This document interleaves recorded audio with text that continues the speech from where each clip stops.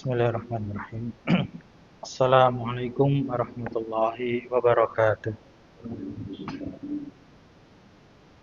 Innal hamdalillah nahmaduhu wa nasta'inuhu wa nastaghfiruh wa na'udzu billahi min shururi anfusina wa min sayyiati a'malina. Man yahdihillahu fala mudilla lahu wa man yudlil fala hadiya lahu. Asyhadu an la ilaha illallah wahdahu la syarika lah wa asyhadu anna Muhammadan abduhu wa rasuluh. Allahumma salli wa sallim wa barik ala nabiyyina Muhammad wa ala alihi wa sahbihi wa man tabi'ahum bi ihsanin ila yaumil qiyamah. Wa ba'du, fa ya ayyuhalladzina amanu taqullaha haqqa tuqatih wa la tamutunna illa wa antum muslimun. Jemaah saudara-saudaraku kaum muslimin dan juga muslimah rahimakumullah. Alhamdulillah, senantiasa kita memuji Allah Subhanahu wa taala. Arsyadani Allah wa iyyakum ila sabili wa ta'atih. Dan kita juga memohon kepada Allah Subhanahu wa taala agar senantiasa membimbing kita di atas jalan ketaatan, jalannya yang lurus hingga akhir hayat kita dalam keadaan husnul khatimah. Tak lupa kita juga memohon kepada Allah Subhanahu wa taala agar senantiasa mencurahkan salawat dan salamnya kepada junjungan kita, Nabi kita yang mulia, Nabi Allah Muhammad sallallahu alaihi wasallam beserta keluarganya dan juga para sahabatnya dan juga para pengikutnya yang baik hingga hari kiamat kelak. Dan kita berusaha juga berdoa kepada Allah agar menjadikan kita sebagai pengikut beliau yang baik hingga akhir hayat kita, sehingga kita bisa dikumpulkan bersama beliau di surganya Allah Subhanahu wa taala. Dan alhamdulillah, di antara bentuk rasa syukur kita kepada Allah Subhanahu wa taala adalah kita mengkaji firman-firman-Nya Allah Subhanahu wa taala yang ada di dalam Al-Qur'anul Karim sebagai hudal linnas, petunjuk bagi manusia, dan juga hudal lil muttaqin, petunjuk bagi orang-orang yang bertakwa. Yang mana orang yang bertakwa itu adalah orang-orang yang menjalankan perintah Allah dan meninggalkan larangan-larangannya.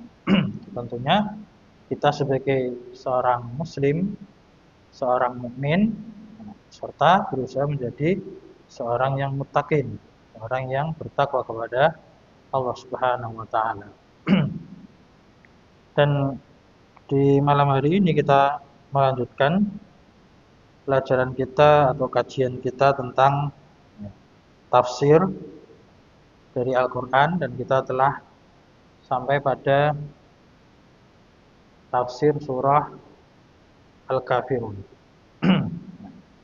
Sebelum kita membaca keterangan dari Asy-Syaikh Al-Mufassir Abdurrahman bin Nasir As-Sa'di rahimahullah taala dalam tafsirnya ini, ada beberapa pendahuluan yang kita ingin sampaikan terlebih dahulu tentang istilah kafir yang pertama misalkan.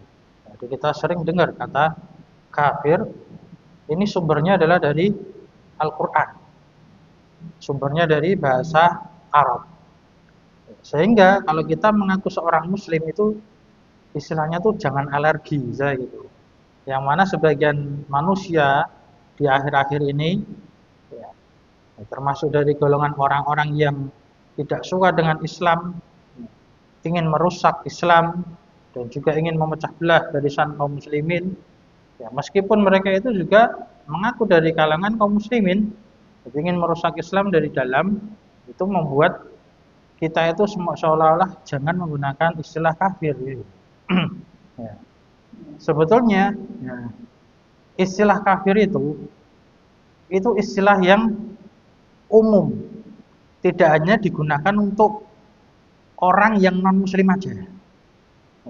Jadi secara bahasa kata kafar, yakfuru, kufran, kafirun, makfurun dan sebagainya, kalau dalam bahasa Arab itu ada sorof begitu. Arti aslinya adalah satara yasturu, menutup. Menutup. Jadi dalam bahasa Arab itu orang Arab mengatakan kafaruz zarra'ul badra. Zarra itu artinya petani. Ya, kafaro zarra, seorang petani itu kafaro, mengkufuri. Nah, mengkufuri di sini apa? Menutupi badra yaitu benih tanamannya.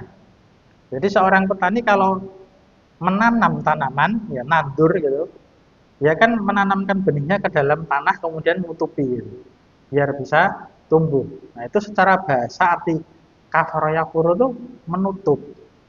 Nah, sedangkan secara istilah syar'i, nah itu menutup hati, menutup diri dari menerima kebenaran.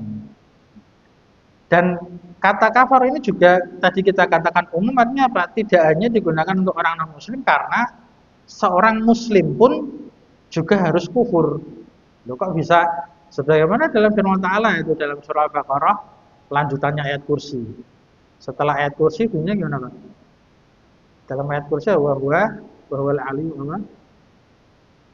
Ayat kursi akhirnya apa? Wal aliyul azim. Nah, terus setelahnya la ikraha fiddin. Nah, qad tabayyana rusydu minal ghai. Kemudian famay yakfur bittaghuti wa yu'min billahi. Kan itu. Ya, kalau ayat kursinya tadi bahwa samiul alim apa? Wal aliyul azim. Ya. Akhirnya di murojaah lagi kan. Kan kalau pas dibedai gini malah ngeblank. Kalau pas baca gitu lancar itu. Tapi nih pas dibedai gitu ngeblank. Nah, dilanjutannya berarti ayat 200, ayat kursi berapa? 255 gitu. Nah, di 256 berarti itu Allah Ta'ala berfirman, la ikraha fiddin, tidak ada paksaan dalam agama. Nah, kemudian famay yakfur bittaghuti wa yu'min billah. Nah, itu kan dikatakan barang siapa yang kufur terhadap tauhid wa yu'min billah dan beriman kepada Allah. Nah, berarti artinya orang yang beriman kepada Allah itu juga kufur. Cuman kufurnya kepada tauhid. Nah, siapa itu tauhid atau apa itu tauhid? Tauhid itu selain Allah yang disembah. Jadi yang disembah dari selain Allah. Berhala-berhala itu tauhid itu. Nah, jadi orang muslim pun, nah kita katakan kita juga kufur, kita juga kafir, tapi terhadap tauhid. Jadi jangan kaget dulu, jangan kagetan atau jangan alergi dengan istilah-istilah dari bahasa Arab, dari bahasa Al-Quran. Karena gini Pak, percaya atau nggak percaya nih Pak, di dalam bahasa Indonesia Pak ya, dari awal sampai akhir itu bahasa Arab semua Pak. Betul dong buatan? Dari awal sampai akhir itu bahasa Arab semua. Nah, kenapa? Dari awal. Nah, awalun itu bahasa apa? Bahasa Arab itu awalun kan itu. Artinya apa? Pertama. Akhir itu bahasa Arab juga. Akhir itu apa? Yang terakhir itu jadi bahasa serapan. Jadi kita katakan dalam bahasa Indonesia dari awal sampai akhir semuanya bahasa Arab. Iya kan, betul kan? Ya dari awal sampai akhir bahasa Arab semua itu. Lagi. Nah, jadi jangan alergi sama bahasa Arab. Nah, itu mukadimah dulu ya, tentang kalimat istilah kafir. Jadi jangan alergi. Nah, kemudian tentang surah Al-Kafirun di sini, di tafsir sini tidak disebutkan, tapi dalam tafsir Ibnu Katsir itu disebutkan. Nah, di antara asbabun nuzulnya, kenapa di sini Allah Ta'ala memerintahkan kepada nabinya dengan mengatakan qul ya ayyuhal kafirun. Nah, kemudian la a'budu ma ta'budun, tidaklah aku menyembah apa yang kalian sembah, itu nanti terjemahan kita ulang lagi.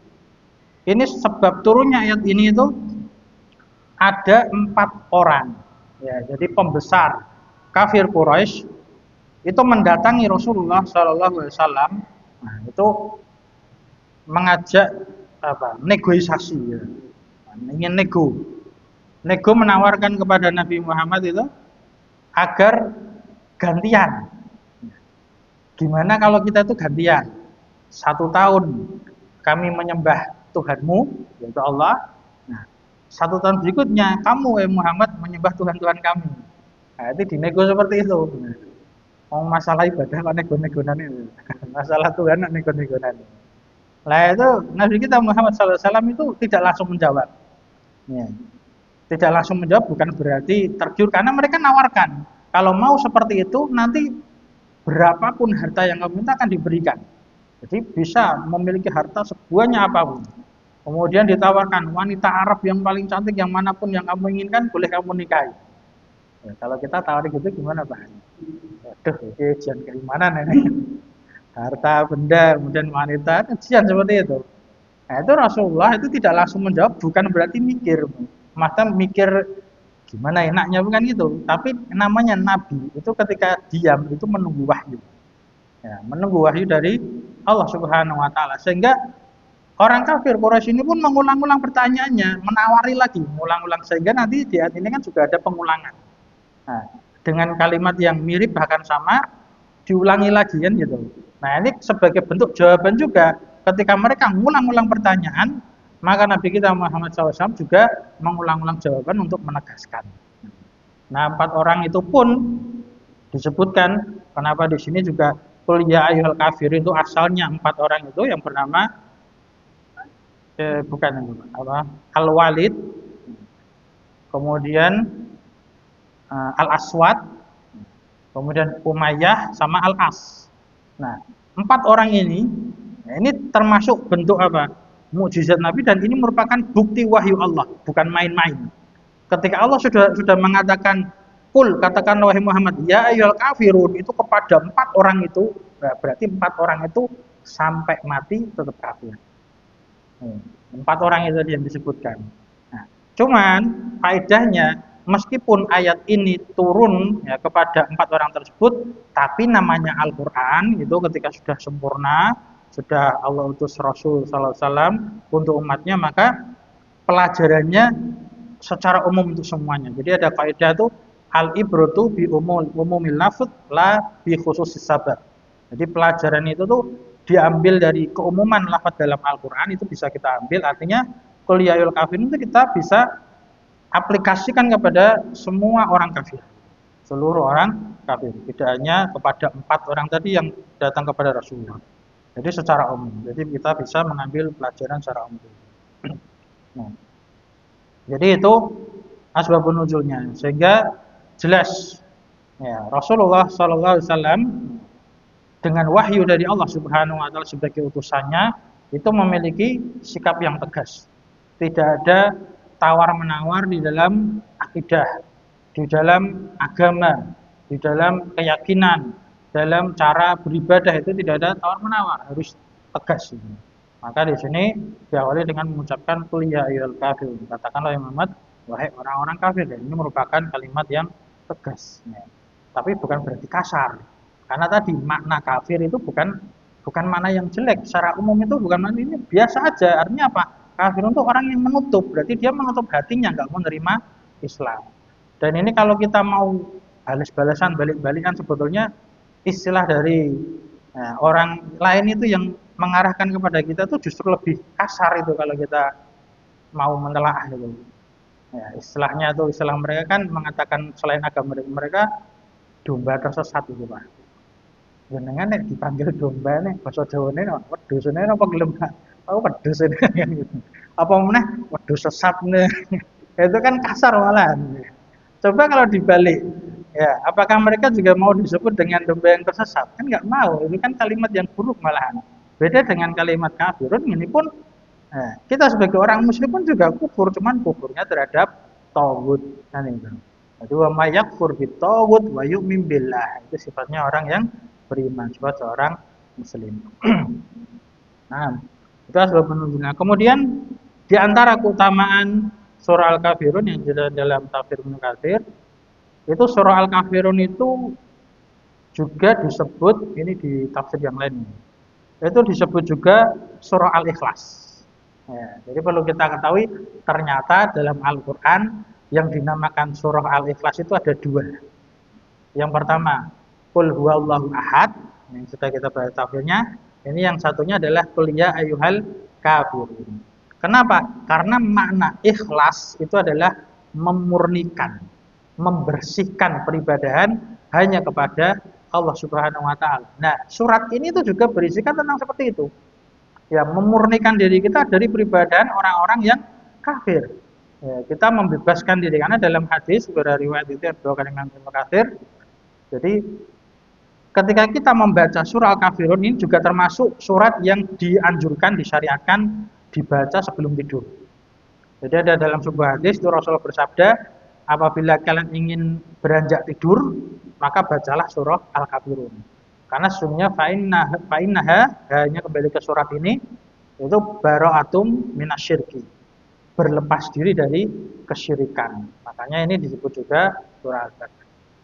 Dalam penjelasan yang lain, kenapa dikatakan surah Al-Ikhlas? Karena ini sering diiringkan dengan surat Al-Ikhlas yang Qul huwallahu ahad.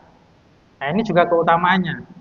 Di antara yang dianjurkan kita membaca dua surat ini dalam sholat sunnah. Nah, sholat sunnah yang dua rakaat itu, rakaat pertama baca Al-Kafirun, rakaat kedua baca Qul huwallahu ahad. Ya, sama-sama Al-Ikhlasnya ini sebetulnya. Yaitu di banyak sholat sunnah. Di antaranya sholat sunnah ketika tawaf. Setelah tawaf itu, yang sudah pernah umroh atau haji, alhamdulillah, insya Allah setelah tawaf 7 kali, ya, mengelilingi Ka'bah kan, 7 kali selesai sampai terakhir apa? Ngadep ke Hajar Aswad kan, selesai. Nah, kemudian mengarah ke Maqam Ibrahim, mendekat ke Maqam Ibrahim.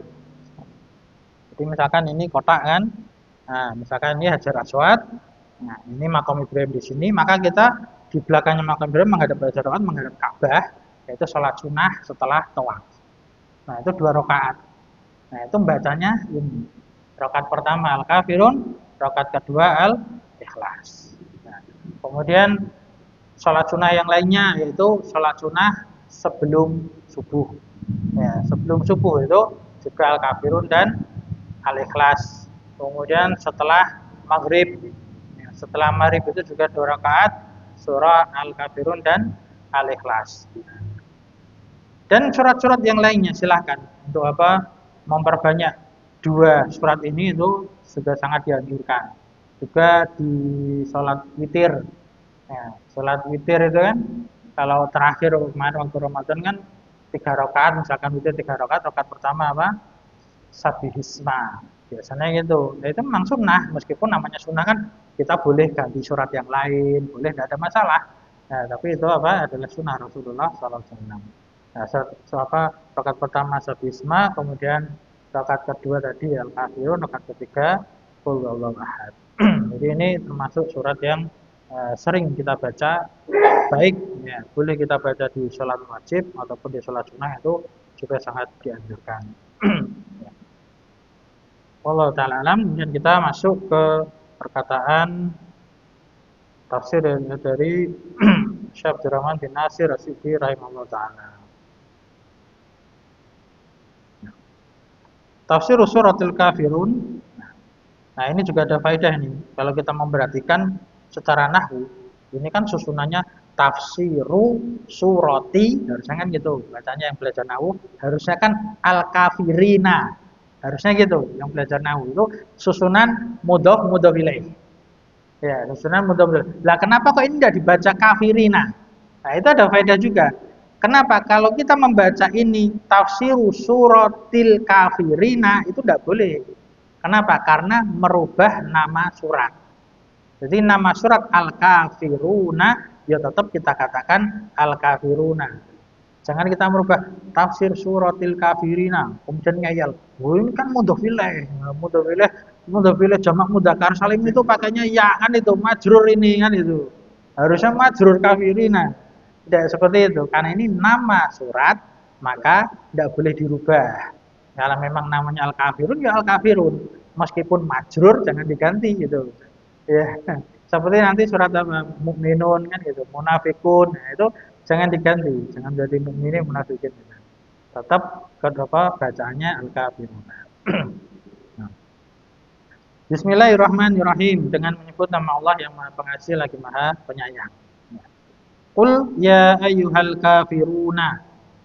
Katakanlah, setiap kali Allah Subhanahu wa taala berfirman, "Qul," katakanlah, berarti yang disuruh berkata adalah Nabi Muhammad SAW, itu utusan beliau yang Allah turunkan Al-Quran kepada beliau SAW. Ya ayyuhal kafiruna, wahai orang-orang kafir.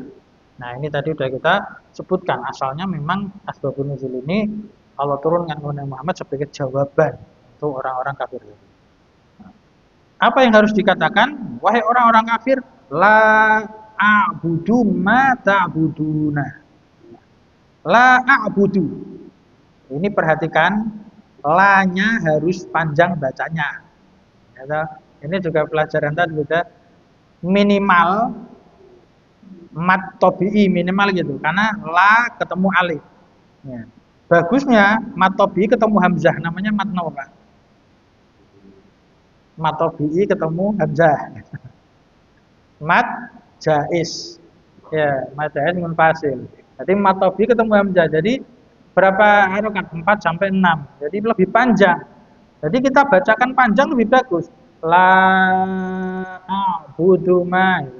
Minimal 2. La a'budu. Jangan 1. Hati-hati.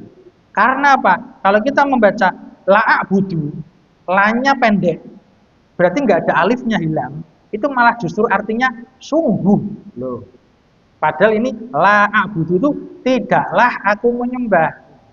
Tidaklah aku menyembah. Lah nek malah jadi sungguh aku menyembah, loh, malah parah gitu. Sebaliknya itu. Jadi hati-hati. Panjang tetap panjang, jangan dipendekkan gitu. Nah, ini la tidaklah a'budu aku menyembah ma apa yang ta'buduna kalian sembah. Nah, jadi di sini Allah perintahkan Nabi Muhammad untuk mengatakan kalimat yang tegas. Tidaklah aku menyembah apa yang kalian sembah. Bahkan di sini pakainya a'budu itu dalam bahasa Arab sighah fi'il mudhari. Ya, fi'il mudhari itu menunjukkan makna berkesinambungan terus-menerus, sedang, akan, dan senantiasa. Berarti sedang, akan, senantiasa, tidak akan gitu. Sama sekali tidak akan menyembah terhadap apa yang kalian sembah. Nah, ini memakai kata ma ta'budun, apa yang disembah itu umum. Ya, karena sesembahan orang-orang kafir itu banyak, enggak cuma 1, enggak cuma 2, banyak macam-macam. Dan kebiasaan mereka itu dijelaskan para ulama itu bosanan sama sesembahannya. Loh, sembahan itu sampai bosan. Jadi gonta-ganti. Makanya sesekali itu nawarin Nabi Muhammad itu orang ajarnya gitu. Bosan sama sembahannya, gimana kalau gantian gitu.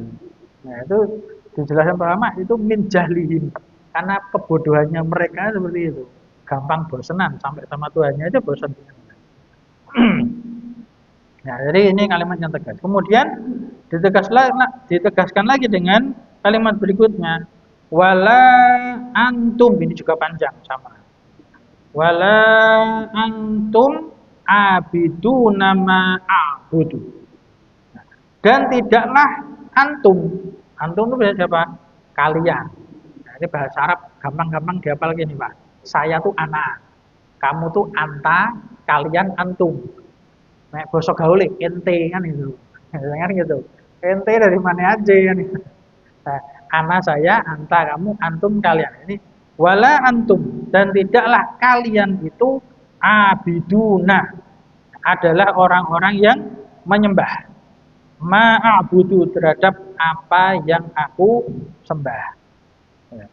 Jadi meskipun mereka itu nawari, ya, menawari nanti aku akan sembah Tuhan kalian, itu omong kosong.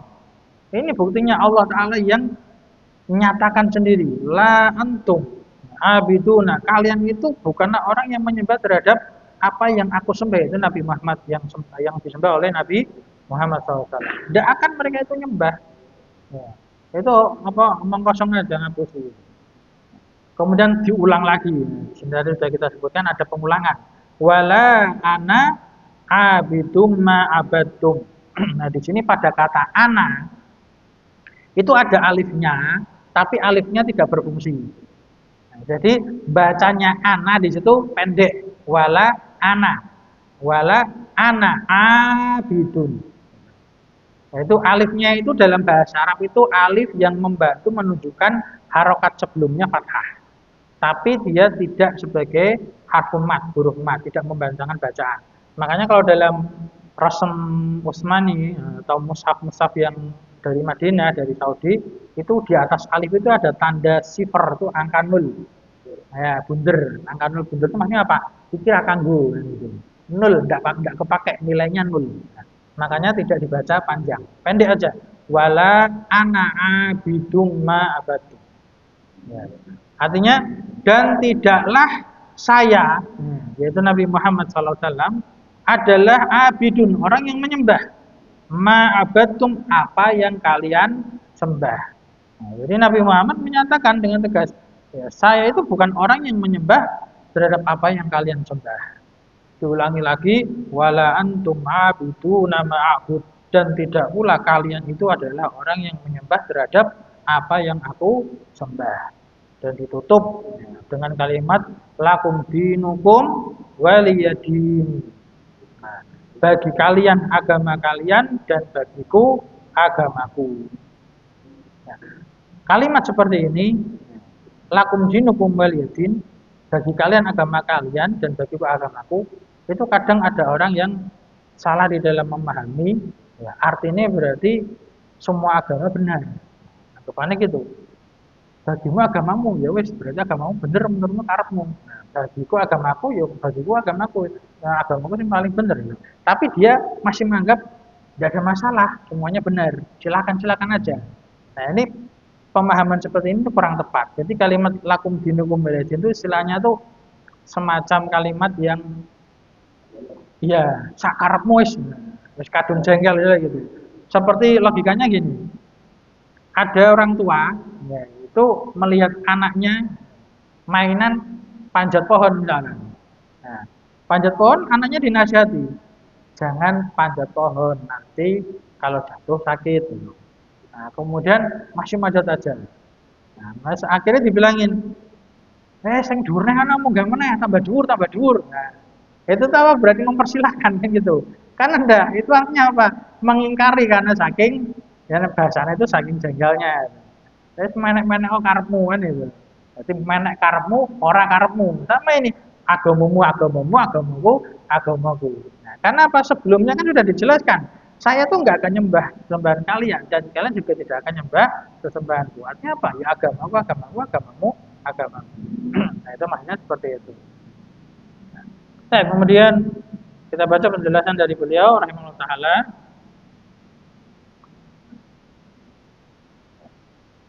Maksudnya kul lil kafirina, katakanlah itu Nabi Muhammad SAW kepada orang-orang kafir dalam keadaan mu'linan wa musrihan, secara terang-terangan dan tegas. Ini kan ucapannya tegas, tidak perlu apa kalimat-kalimat yang bulat-bulat gitu. Selain mencela-mencela pelin-pelan gak tegas. Ini langsung jelas saja. Qul ya kafirun, apa yang diucapkan? La a'budu ma ta'budun.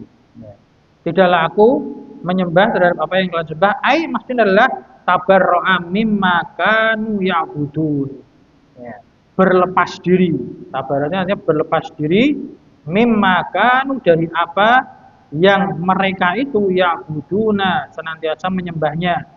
Min dunillahi, dari selain Allah, zahiron wa batinan, berlepas diri secara lahir batin.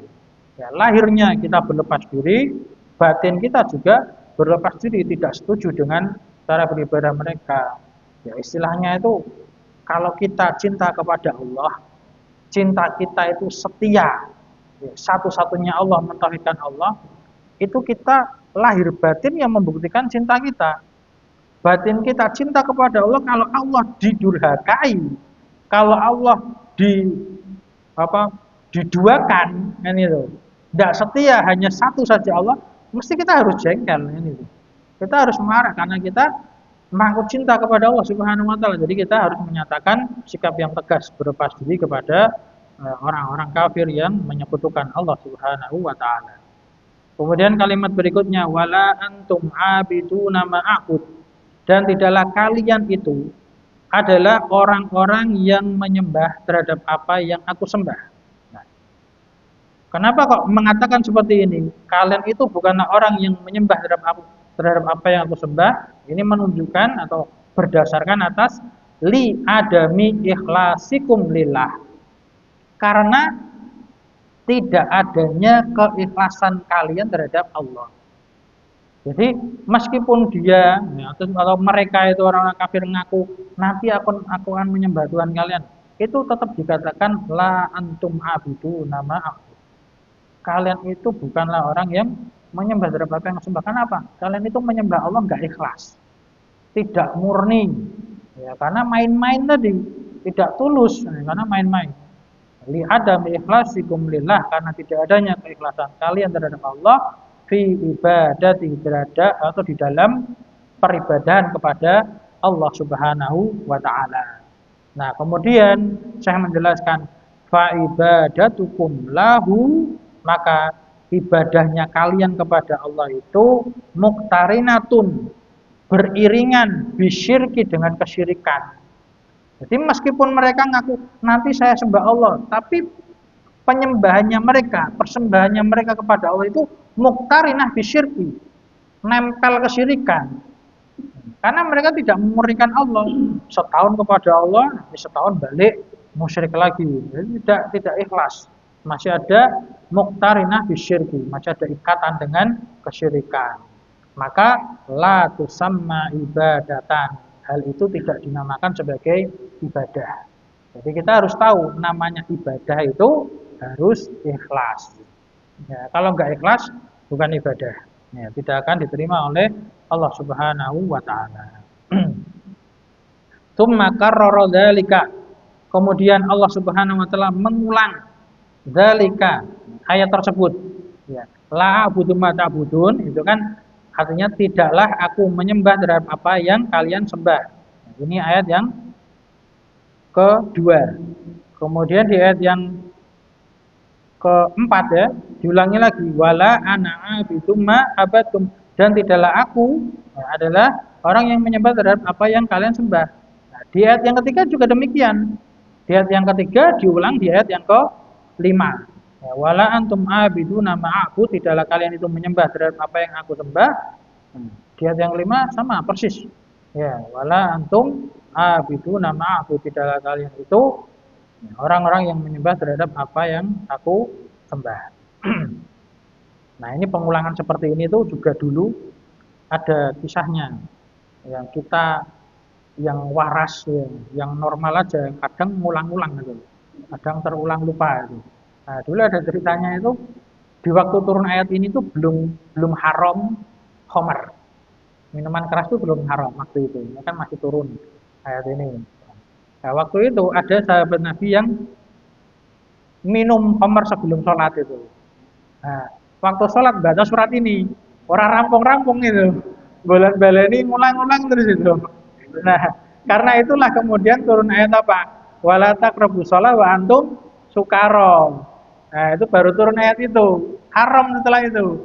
Janganlah kalian mendekati sholat dalam keadaan kalian mabuk, kan itu.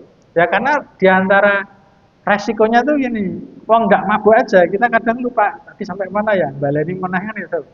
Nah, apalagi mabuk kan itu. Nah, ini pengulangan seperti ini. Tsumma karrara dzalika.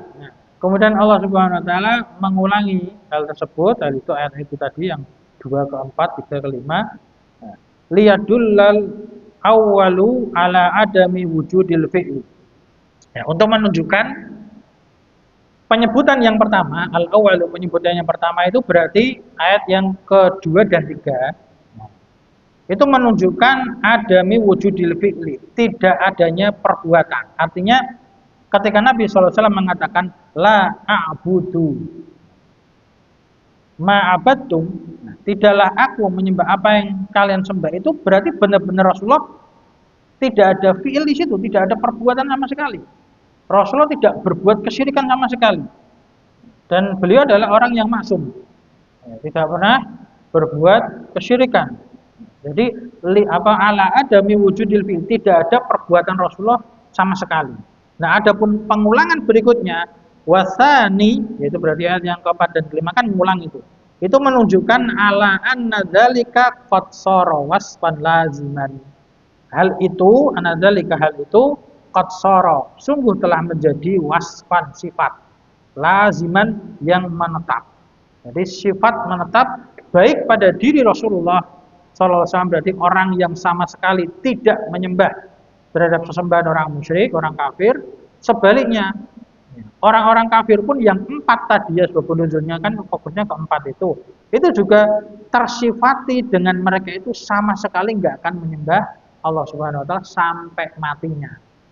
Makanya ini ancaman dari Allah. Jadi hati-hati ketika wahyu turun itu, ketika di masa Rasul itu sangat bahaya. Sebagaimana kemarin surah Al-Lahab kan gitu. Tabat yada Abi Lahab wa tab, ketika itu Abu Lahab masih hidup. Kok sudah dicela oleh Allah? Nah, bahaya. Berarti sudah pasti dia penghuni neraka. Waliyadzubillah. Wassalamualaikum. Ini menjadi sifat yang lazim. Kemudian masalah pengulangan juga itu banyak kan dalam Al-Qur'an, seperti dalam surah Ar-Rahman, itu kan fabi ayyi ala rabbikum tukadziban diulang sampai berapa kali itu? 31 kali. Ya, diulang-ulang itu menunjukkan apa? Penegasan. Ada faedah yaitu Allah Subhanahu wa taala menegaskan, mengingatkan karena namanya manusia itu harus terus diingatkan, gampang lupa. Mudah lupa, jadi harus senantiasa diingatkan. Kemudian di paragraf terakhir, Syekh Abdurrahman As-Sudi rahimahullah taala mengatakan, walihada, oleh karena inilah mayyaza bainal fariqaini. Allah Subhanahu wa taala membedakan antara dua kelompok. Wa fasala bainat ta'ifatain, dan memisahkan antara dua golongan, yaitu antara Nabi Muhammad serta umatnya itu kaum muslimin dengan orang-orang kafir.